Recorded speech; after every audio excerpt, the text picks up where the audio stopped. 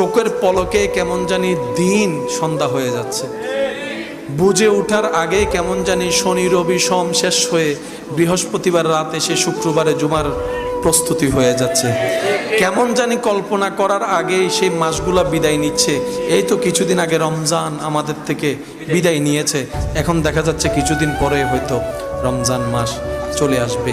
এক একটা সেকেন্ড আমাদেরকে কবরের দিকে নিয়ে যাচ্ছে। বেশি দিন বাঁচবো না।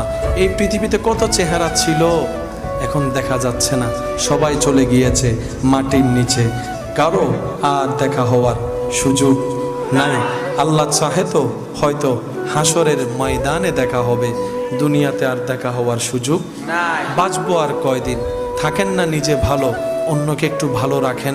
বিশ্বাস করেন, অন্যকে ভালো রেখে আপনি এখান থেকে যে ভালোটা থাকতে পারবেন, অন্যের মুখে অন্যের চোখে পানি এনে দিয়ে সে ভালোটা আপনি থাকতে পারবেন না।